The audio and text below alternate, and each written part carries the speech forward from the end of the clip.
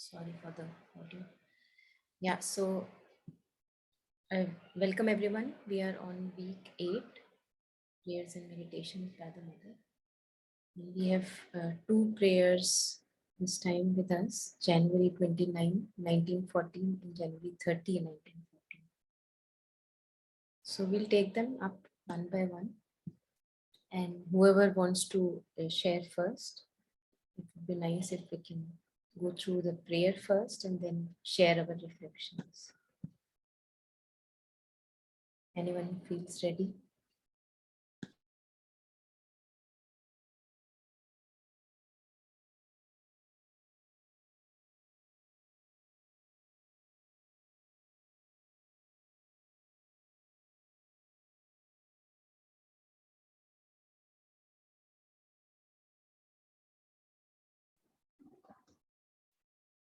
Namaste, Dr. Monica. Yeah, namaste, Rashmi. Please share. May I start? Yes, of course, please. January 29, 1914. It is thy presence in every being, O divine master of love, that makes it possible for every man, even the most cruel, to be open to pity, and even the most vile to respect, almost despite himself, honor and justice.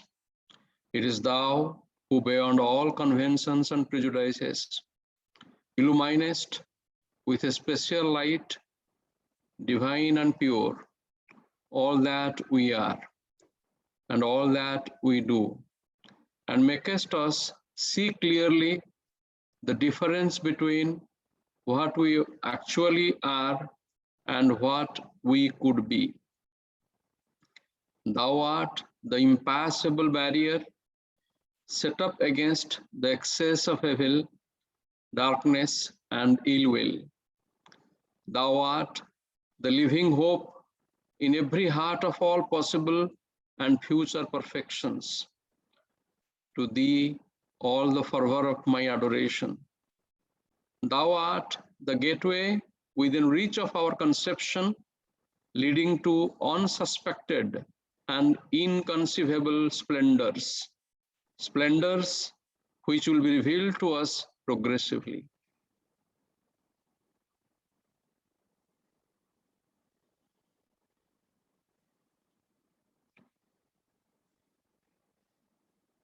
Frankly, this is so profound.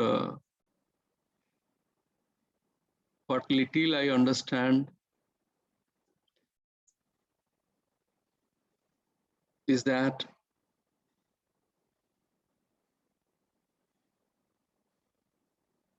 the divine master of love, he is in us, he is within us. Because he is within us, and because he is the master of love, it is possible for each of us, even whom we consider cruel, we consider the most vile, because of his presence, even the most cruel can be open to pity. And the most vile can respect, honor, and do justice. It is because of him, who has a special light which is divine and pure, and who doesn't see conventions or prejudices. He illumines us.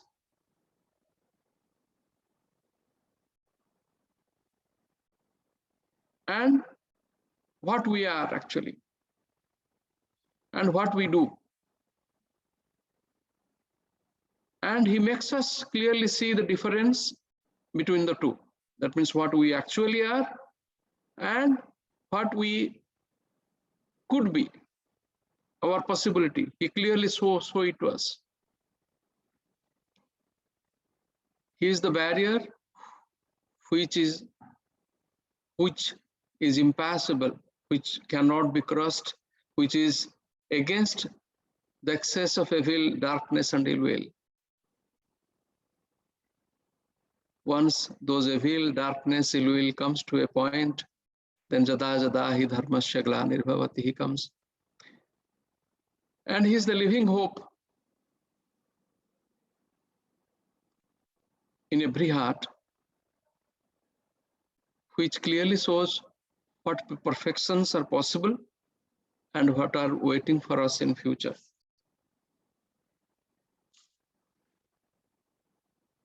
So to that divine master, all the fervor of my adoration. He is the great gateway within the reach of our conception, leading to unsuspected and inconceivable splendors. With our current consciousness, the splendors which we are not able to conceive, he is the gateway which we can reach to reach those splendors, and to those splendors which will be revealed to us progressively if we stick to him. Thank you. Yeah, beautiful. Thank you so much, Rashmi. Yeah, it's a deeply profound prayer.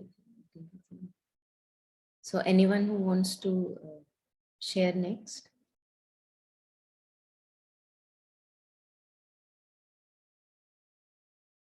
Shall I go, Monica? Yes, Chitraji, please. Yeah.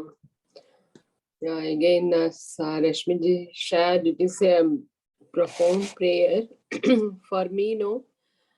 Actually, oh divine master of love, that makes it possible for every man, even the most cruel, to be open to pity, and even the most vile to respect, almost despite himself, honor and justice. So in each and every being there is divinity, yes, actually. Yeah, in Synthesis of Yoga also, Sri Aurobindo brought clearly this same, similar to these lines actually. But when I apply this to me actually, is it possible to see divinity in the darkest things, in the ugliest things? No, I have not yet, touched that even actually. So I can say I pray to Mother and Sri Aurobindo always to see the divinity everywhere actually. That only I can say regarding if I connect with that actually. And it is thou who beyond all conventions and prejudices, yeah, illuminest with a special light, yes. This special light is the psychic light. In Savitri also, Sri Aurobindo brought in so many places very nice, beautifully actually. And also in Synthesis of Yoga also I'm seeing, that especially these lines I'll read. Its action is like a searchlight showing up all that has to be changed in the nature. Same thing we are seeing here also, no? This special light, divine and pure, all that we are and all that we do, and make us just see clearly the beauty of this is, this prayer is also 1914, and Synthesis of Yoga also, Sri Aurobindo brought it in that period only actually. How both of them beautifully brought the same thing, really, it is a wonder. Of course, Savitri came after that, but Savitri full only about this psychic light. But here also I'm seeing the similarity. It is a wonder actually. Yeah, the special light, it is very, very important. That psychic light, it will show you everything. What is there? I mean, going towards divinity, what is against it actually? So we can see what we are actually and what we could be. Yeah, that is very sure. Yes. And the next para, yes, Mother is assuring us that divine is protecting us against any evil, darkness, and ill will. So we can gain that hope always. Yes, that's the next line also saying the same thing. Thou art the living hope in every heart of all possible and future perfections. Yes, to thee all the fervour of my adoration. And the last one is also very beautiful. It is, say, unsuspected and inconceivable splendours.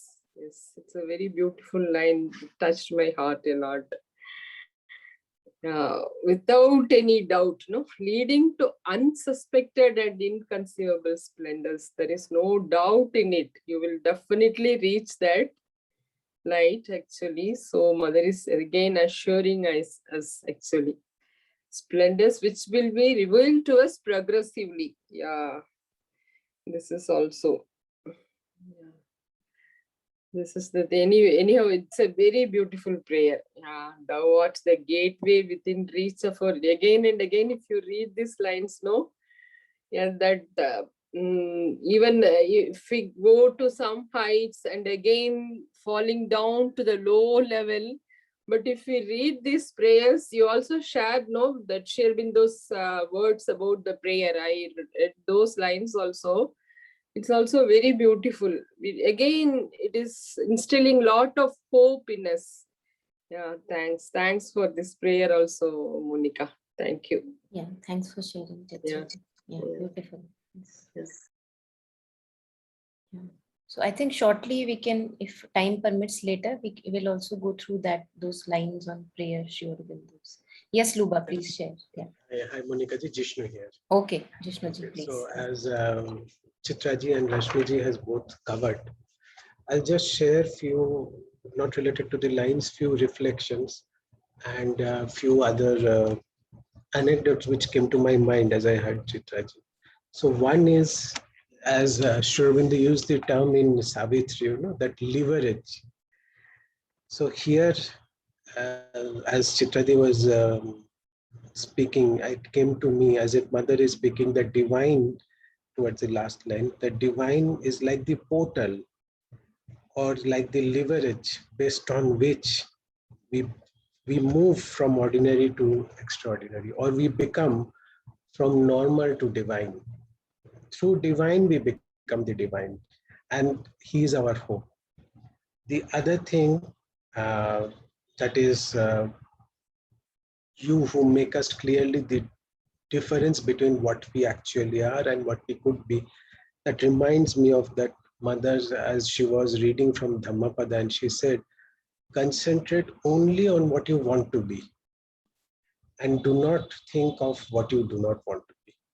And she said that Dhammapada says that if people are worried about their past, if people are worried about their faults, their current situation, they should remember that the most beautiful flowers in the Hindu philosophy, they say that the lotus is born in dirty pond, right? So similarly in Dhammapada, they said that the most beautiful flowers are springing out of dustbin.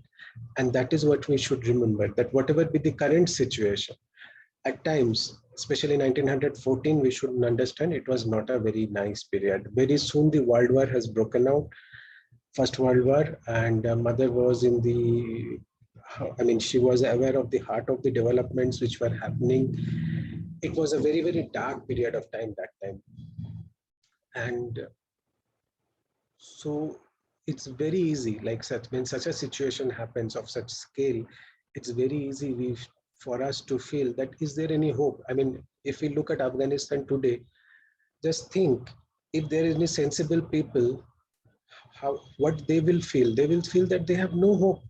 20 years, 50 years is wasted, and they don't know when in future some good time will come. And Mother is saying that the divine is that hope, that one day these things will change and the best will come and the best will manifest. It also reminded me to few lines from Savitri, which I thought I will write very, very especially uh, uh, all future possibilities, I felt these lines are very apt from Savitri. He sleeps in the atom and the burning stars. He sleeps in man and God and beast and stone. Because he is there, the inconscient does it work. Because he is there, the world forgets to die. So it is the same thing. Because the divine is there, we are existing, though we may not be aware, but we are existing because he is there. And he represents all the good things, all the hope for the future that we have, based upon which we live. That will be my uh, reflections here. And another thing I wanted to share, as Chitraji was saying, that the divine in every person. So it actually happened that when Vivekananda was young, he passed away pretty young, 39, when he was younger. So one day in Dakshineshwar, he and another friend was there. His name was Hajra. So they were talking among themselves. And Vivekananda and Hajra were laughing among themselves. They said, can you imagine that the God is in everything? The divine, through divine, everything is made. The divine is everything. Everything is Chaitanyamaya, full of consciousness. Is it possible? And Ramakrishna Dev came out of the room. And if you see that setup, you will exactly understand, because I grew up very close to that temple, so I know. He just came out of that room and they were sitting at the balcony, and he asked Vivekananda, what are you talking? And then he touched Vivekananda. That time, Naren, the moment he touched, Naren said, for few days, I am looking at everything and everything is Chaitanyamaya. I am seeing the divine in everything, even the cat, dogs. And I know there is a swimming pool in the heart of the city, Calcutta. It's called Hedua. His house was very close to that.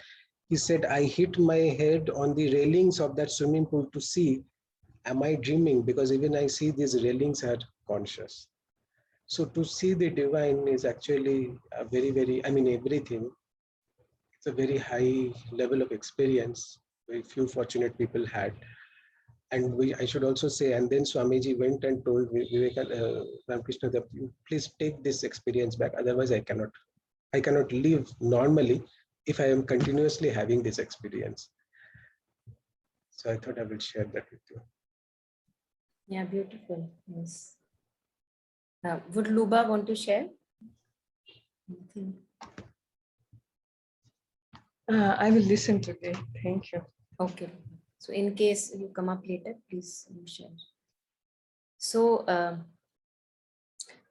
think the prayer has already been beautifully reflected upon. I thought I'll share something else. Jishnuji was pointing on this consciousness, and Mother has stressed upon identifying oneself as this consciousness, the Chaitanyamai part that you were saying, the divine consciousness. And often in words, we get so lost that we forget that although it's right in front of us, Mother has put a lot of stress on it again and again. But words are many a times revelatory, and many a times words are also, they kind of create a veil in front of us, and we cannot really, somehow it's so obvious, and even then we keep on neglecting and ignoring it. So I thought I'll read these lines by the Mother, where she talks about identifying oneself as consciousness. I'm sure all of us have gone through it, but let us first go through this and then maybe do a little kind of 2 minutes short kind of exercise of knowing oneself as this consciousness based on Mother's words. So I'll read them out. Yeah, just a second. Yes. So it's one of the most indispensable things to do if one wants to succeed in having self-control and even a limited self-knowledge. To be able to localize one's consciousness and move it about in the different parts of one's being. So first one has to localize, notice the presence of consciousness, and then to move it about in the different parts of the being in such a way as to distinguish between one's consciousness and one's thought, feelings, impulses, become aware of what the consciousness is in itself. So I relate it often to how when we look at a room, we mostly are focused on the content of the room. You know, a bottle may be there, a chair may be there, a bed may be there. So thoughts may be there, feelings may be there, sense perceptions may be there. That is the content of consciousness.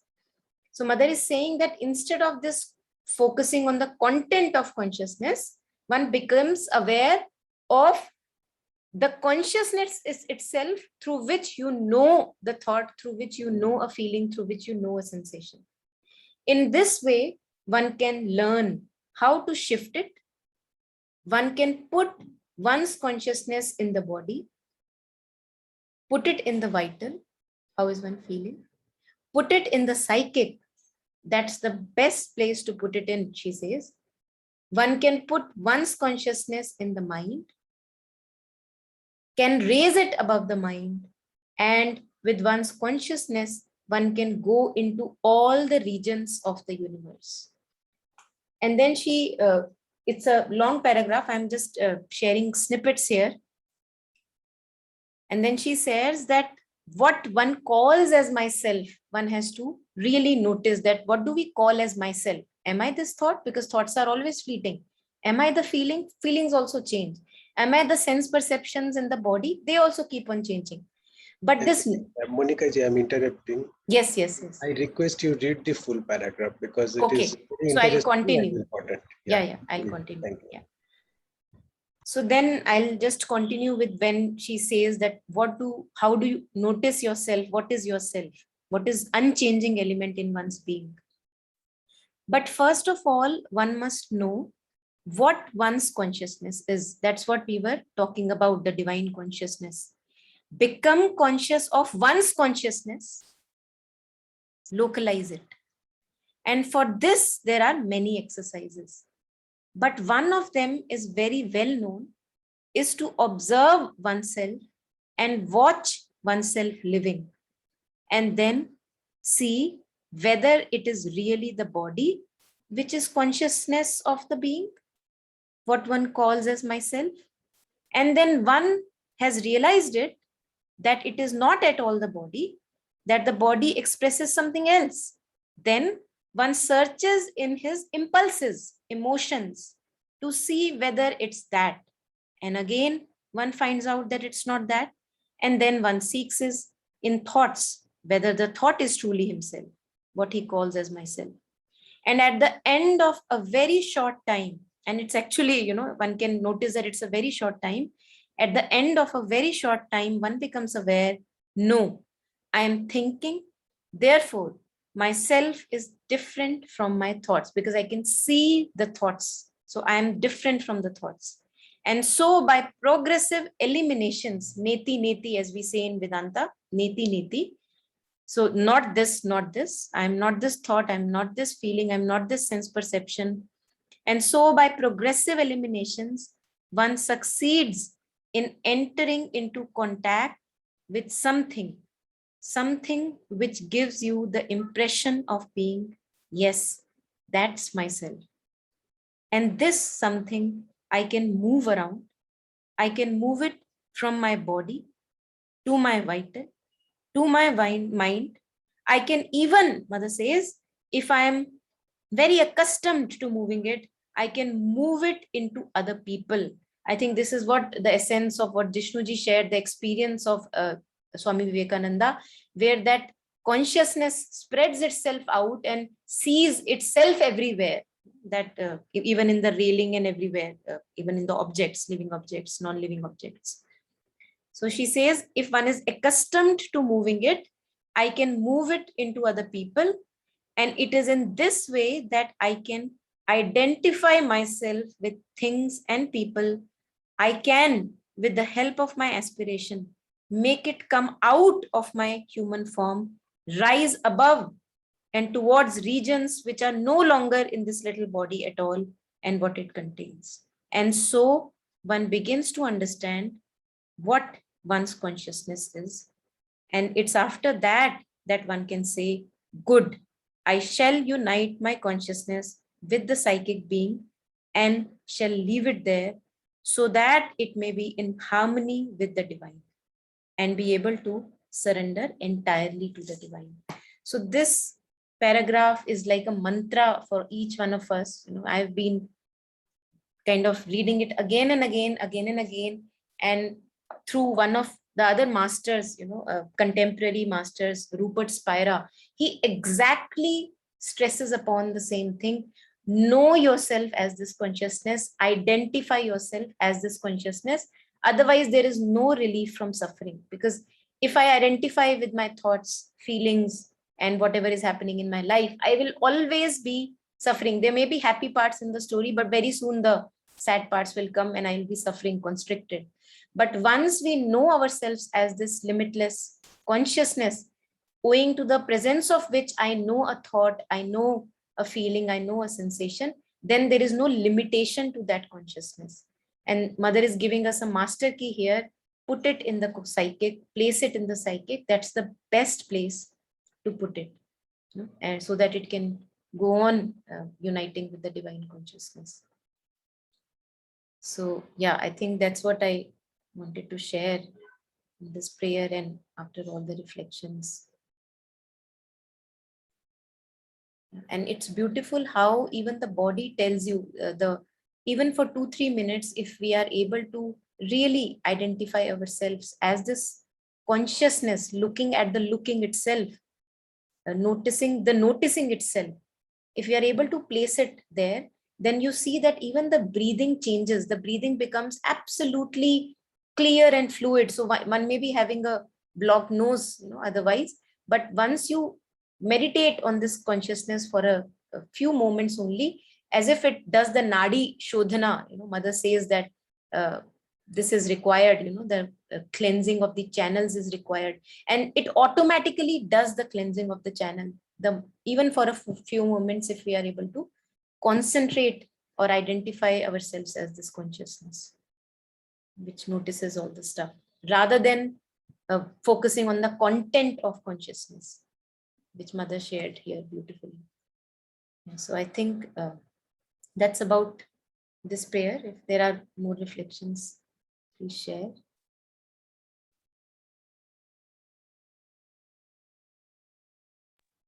Monica ji, is it in the same paragraphs or this same conversation? She also said that you can use the consciousness as a torchlight, and you can focus it on any part which you want.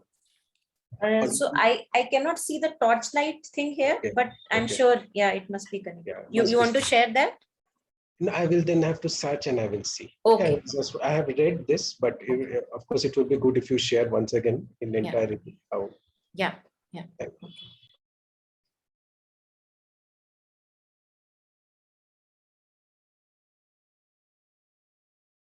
Okay, so then I think let's move to the next prayer. Share our reflections, January 30, 1914. Anyone who feels ready reading the prayer and then sharing the reflection. Thank you.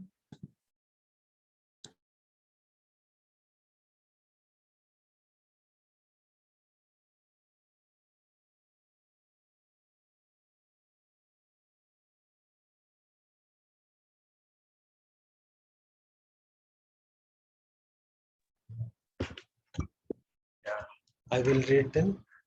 Yes, please. Okay, January 30, 1914. All that is conscious within me belongs unreservedly to thee, and gradually I shall strive always harder to conquer the subconscious and yet dark bedrock. O divine master of love, eternal teacher, thou guidest our lives.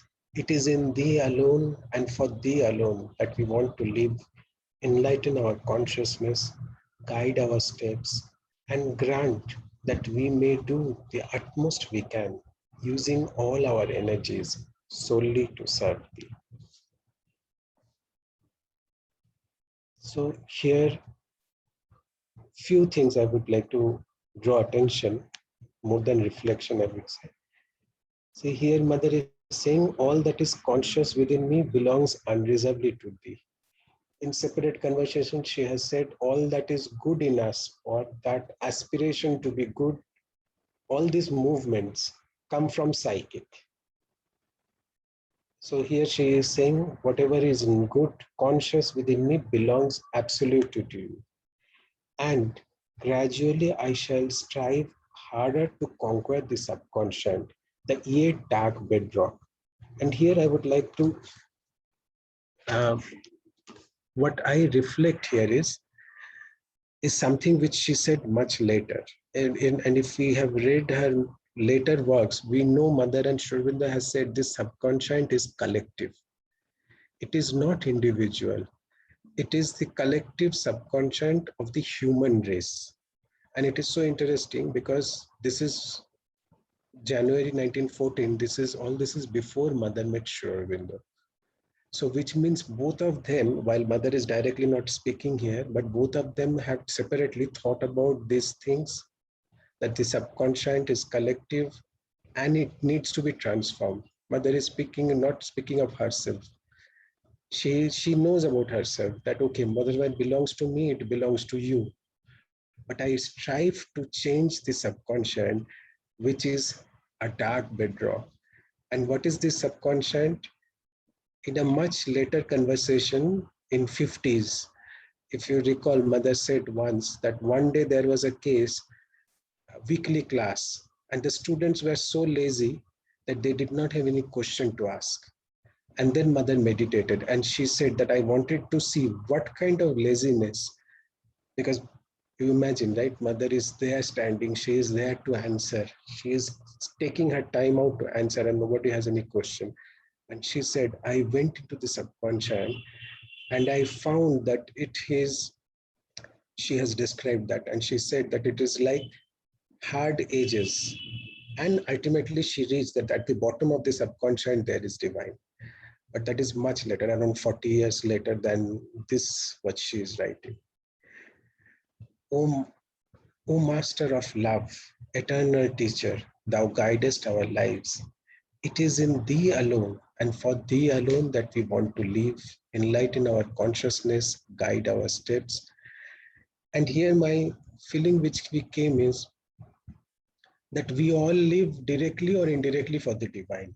As Chitraji brought synthesis of yoga, and I was thinking in synthesis of yoga, there is a chapter where Sri Aurobindo is saying, whatever we are offering directly to divine, it goes to divine. Whatever we are offering indirectly to anyone, whatever we are serving indirectly to anyone, it is the divine who is the receiver. But we don't see that. And there is a very beautiful, this lady in ashram who was there, Janina, she was Polish.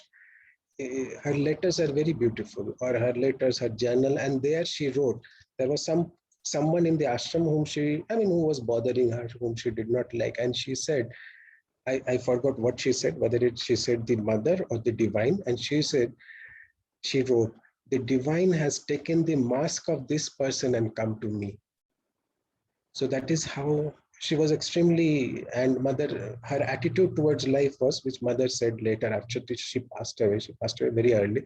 Mother said she was one person who was not concerned about anything. She was just happy, and she was just happy to be in the path. She was not concerned about progress. She was not concerned about anything. And when somebody is annoying her, when somebody annoys her, we get annoy us. But she is saying the divine has taken this mask. The divine is wearing this mask of this person and come to annoy me. I remember one monk said, see, the people whom we like, naturally divine is in them. But the divine is also in the people whom we dislike. That we should not forget. And final thing, I like, grant that we may do the utmost we can, using all our energies solely to serve thee. And this is something which I felt very, very important or relevant is, we receive the energy, we have limited time in life, but yet we We waste time. Why? Because we have different priorities, we are distracted. And that is exactly Mother is saying. Bringing that, we can use our energies solely to serve thee. And the energy is solely to serve thee. And slightly unrelated, but it came to me that, okay, Mother was that time in Japan. She was going to form the ashram very soon, or to be in Pondicherry very soon. And people may think, okay, you are in an ashram, you are working the divine life. Here, I would also like to bring one conversation related. So, some disciple came, and this was in mission, Ramakrishna mission, and Brahmananda ji is asking, how is your meditation going?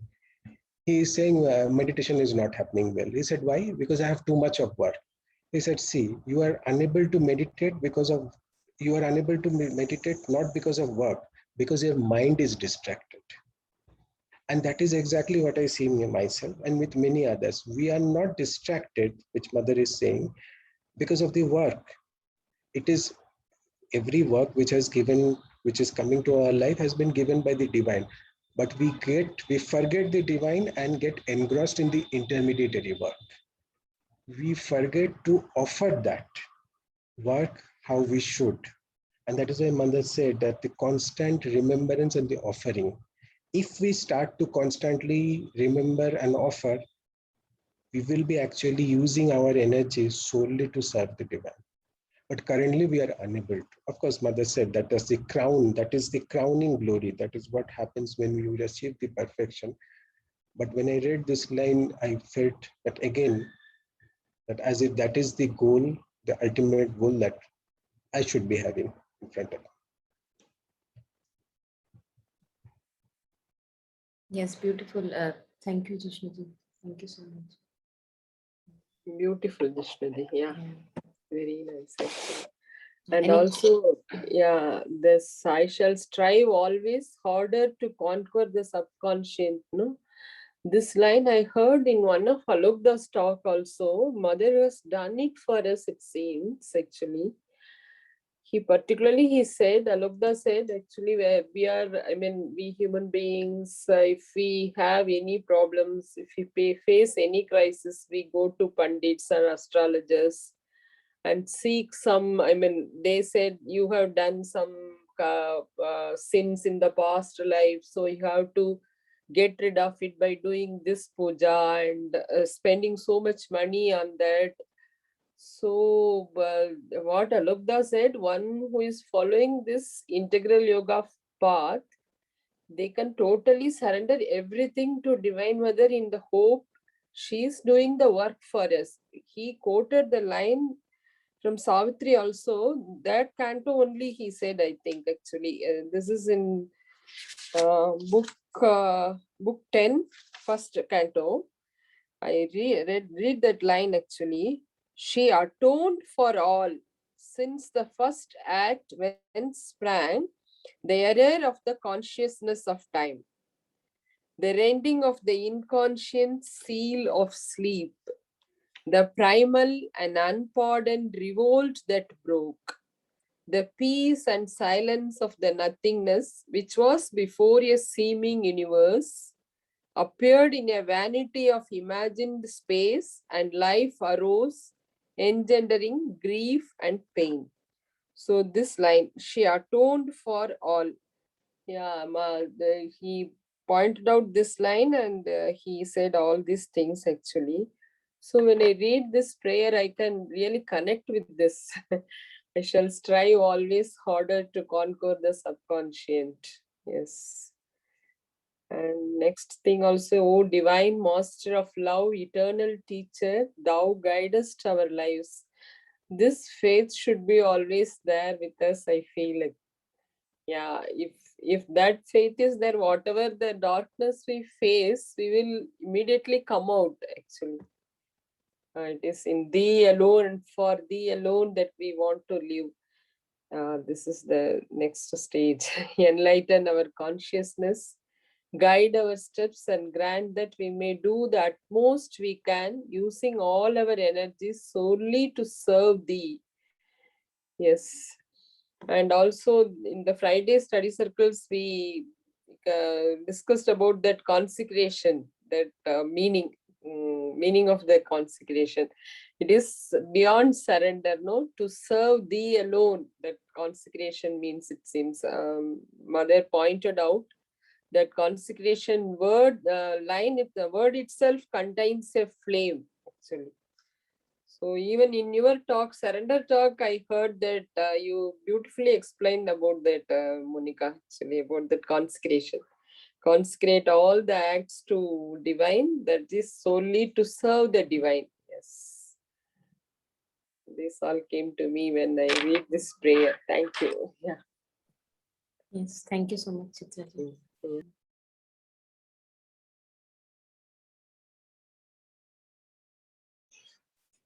Yeah, Rashmi ji, would you like to share? Oh, I was listening to Jisnuji and Chitraji. Wonderful. I just see only four words there. In thee alone, for thee alone. So that agenda in themselves. So you please explain. Yeah. Okay, yes, thank you. Yeah, anything from Luba? Luba, do you have any insights you want to share? Any reflections coming?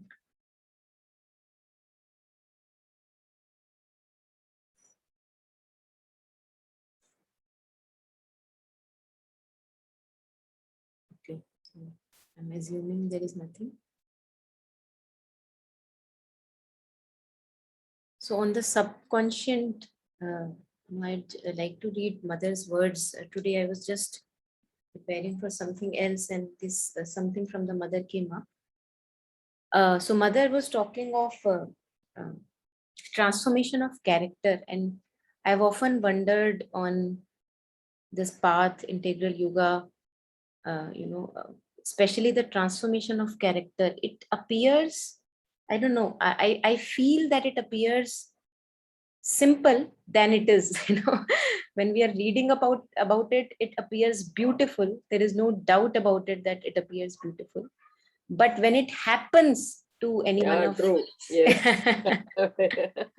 Each and every part is adamant, I think. Exactly. So the feeling I have is almost if you see the work happening in you, on you, or any other person around you, the feeling I get is almost like a rock. The thing that Chitraji used, it's hard. It's very, very hard. The character, the nature is very hard, and as if the divine, in its own ways, through all the experiences of life and all the blows and uh, other things that goes on in our life, through that a chiseling kind of is happening, and that chiseling is painful. It's painful chiseling. It's not a very happy chiseling.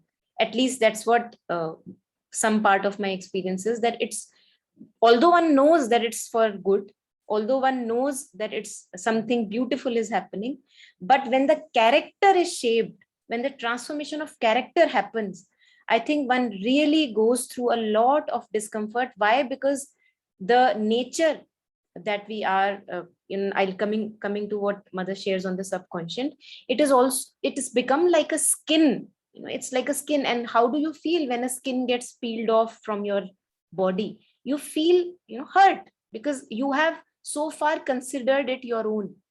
You have lived with this, and as if you have not known yourself without that skin. And now when that skin almost gets peeled off, it hurts and it's painful. Although at the same time, if one has grace and faith in the divine, one also sees that all this is happening for good.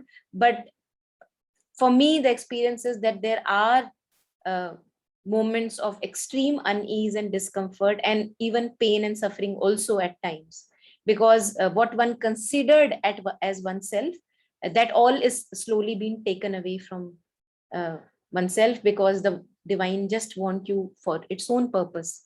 It has the divine, or for each one of us, the divine has their own, its own plan. And the plan is a beautiful plan. But since we live in ignorance, we kind of glue ourselves to ignorance, even knowingly. Many a times we glue ourselves to ignorance. And that's why when the skin chips off, even for good, it appears very, very difficult. So I want to share something related to subconscious, which also connects with the transformation of character. So Mother says, a fundamental change of character demands an almost complete mastery over the subconscious and a very rigorous disciplining of whatever comes up from the inconscient, which in ordinary natures expresses itself as the effects of atavisms and of the environment in which one was born. So the whole conditioning, the whole patterns with which I am living, they all need to be refurbished, checked, thrown away. Whatever is divine wants to preserve, only that part will be preserved, and rest all has to be thrown away. So one cannot stick to any part. It's like what consecration, the word Chitraji was using. It's actually without consecration, this is impossible, I feel, to happen without grace, without consecration. Because we are so tied up in our atavisms and our patterns that we feel that this is me. And if this is lost from me, what is left in me? So there is also from time to time a fear one has to face along with faith. Only an almost abnormal growth of consciousness and the constant help of grace. So these words were also very powerful from her. Abnormal growth of consciousness and the constant help of grace can achieve this Herculean task. And this is why this task has rarely been attempted, and many famous teachers have declared it to be unrealizable and chimerical. Like, this is not possible. Yet it is not unrealizable. The transformation of character has in fact been realized by means of a clear-sighted discipline and a perseverance so obstinate that nothing, not even the most persistent failures, can discourage it. So it was very, very powerful going through this paragraph by the mother, because integral yoga, whenever we talk about it, there is parallelly, we also have to work on our character, our thought patterns, our emotional patterns, the way we think, the way we feel, the way we look at the world. All that has to be looked at. Nothing that we can leave in ignorance. So it is really very, very powerful. Also to notice, first of all, it's very long and arduous, the journey. But the other thing is, mother also shared at other moments that there is a joy in this journey. Because the more we come closer to our own patterns, our own thoughts and impulses and desires and ambitions and greed and all that weakens us, the more closer we become to them. First of all, we become all embracing. We are not negating them. We see that they are part of my nature. And then mother says, from near to far we work. So where am I right now? As I think Jishnuji was sharing in the beginning, that where am I right now? And then what do I want to become? So what do I want to become? If that is there in front of me, I think then nothing can stop us. And mother also shares that each one of us has opposite extremes in our nature: kindness, unkindness, generosity, wickedness. And that's where the battle has to wage. What will win and what will weaken. Something. Share the passages. Yeah. So I'll share them on the on maybe WhatsApp group after the call today. Yeah.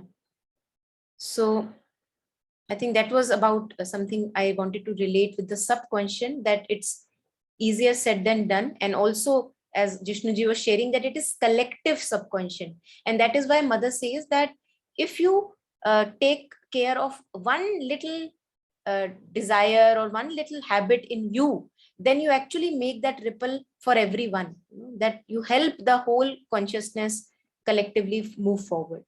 So one little ripple taken care in our own being affects the whole of collective consciousness. I think, yeah. And it is in thee alone and for thee alone I think this is also which comes at the moment where, from where I see it, I feel that it comes very gradually, because as Jishnuji was sharing, that the mind is always scattered. For me, always the content of the room is more important than the space of the room. So my attention is, our consciousness is taken for granted, that that's for granted. Consciousness to sabke mein hai. But we fail again and again. Life teaches us, I believe, through our experiences of hurt, failures, all the suffering that one goes through, one realizes that it is almost an urgency for each one of us to know our true nature, to know ourselves as this consciousness. Without that, we cannot move forward. If we keep on focusing always on the content of experience rather than the one who is experiencing, what in me makes me experience. So, and slowly through that, I think this also connects with the last paragraph here in the earlier, slowly through that identification with our own consciousness, it leads to unsuspected and inconceivable splendours. So the life unfolds for each one of us in such a unique way, which is very, very unique to each and every individual. And that's what we call the Swadharma unfolding itself. That you live in accordance to the inner truth, and the life itself is taken care of by the divine, the grace. Yeah, so I was just sharing that it comes slowly and gradually, that we want to live for thee and thee alone, because earlier I want to live for this and that, and what all not. And slowly, once we identify, know ourselves as this consciousness, and then that consciousness also widens and expands, and there we have the possibility of knowing, each one in existence as our own self. I think that's what Jishnuji was sharing, that it's very, very rare, because we stop, owing to inertia, we stop again and again at every signpost. We think, okay, this is it, this is it, this is the absolute truth I've got. But every truth is a relative truth, and we just have to go on and on and on in this journey. I think the journey itself is so progressive that one just has to go on and on and on and taste this beauty forward, going on. And one thing which Jishnuji was sharing, that book, Janina Stroka, Captive of Love. I think there it's a kind of a compilation of her letters, which she also wrote to her, I think, a friend somewhere living in Europe, if I'm not wrong. And beautiful letters. If some people are interested, it will be available online. Beautiful letters, and it just reiterates what Jishnuji was sharing, that all she did in those letters was just, she was mesmerized, and the title is actually so true, Captive of Her Love. She was mesmerized by the mother, and for her nothing mattered but the love for the mother. I think it's beautiful to read these anecdotes and these letters, because they also have an effect on us, even when we read Champaklal Treasures, or Hoot Are These White Roses. So they have a very, very soothing and admirational impact on us, almost inspire us on the path. Yeah. The purity and the dedication of those sadhaks. Yeah. So I think then we can end here also. If there is any further reflection, please share.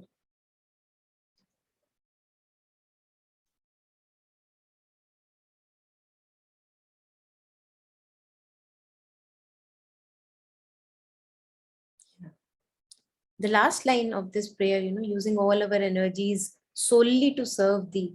I think this also makes me realize that most of the time I am actually serving my ego. I'm actually serving the dictates of what I want, what I feel is right. And that's where we get, from time to time, we get different kind of blows in our life, because somewhere the existence also wants good for us, which is to follow our inner truth and not the falsehood, which is the falsehood of the ego. And through all the means and experiences in life, I think as if the whole of universe is just conspiring us to do this consecration, as if there is no other way for us but to do this consecration. And yet, having said that, the stronghold of falsehood is actually so great that we fall again and again into a trap. And even in those traps, if we really learn from those traps, falling there, I think then we recognize that even falling in that trap was for some good use, because you learned something in the way. So I think then no darkness appears really dark, because you always learn something or the other about yourself going through that darkness, that drain, and that failure. So everything then appears really full of divine consciousness, that even if I am in darkness, depression right now, I know that there is something for me to learn. This too shall pass. Yeah. Yeah, the beauty is once you are in this path, at least, even if you put one step, it won't leave you, I feel, actually. Yes, yes. Because there are so many things, as you told, actually, that subconscious, I can see very clearly. Mhm. But really, that again and again getting up. Yes, yes. Yeah. I think Sri Aurobindo says this in Yeah. that poem God's Labor. Mm. These lines, I'll just read them out. All that was found must again be sought. Each enemy slain revives. Yeah. Each battle forever is fought and refought through vistas of fruitless lives.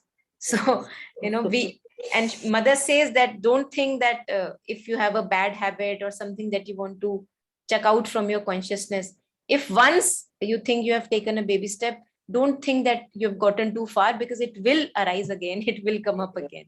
Yeah. So yeah, we have to just fight and refight the battle. Yeah. Getting up is the only encouragement. I mean, yeah, Yes. that, yeah. Yes, yes. Thank you. Thank Beautiful. you for Yeah. being this prayer, Monica. Yeah. Thank you. Yeah. Yeah. Yeah. Thank you. Thank you so much. Yeah. Thank you, Yeah. everyone. Thank you. Thank you. Bye-bye. Bye.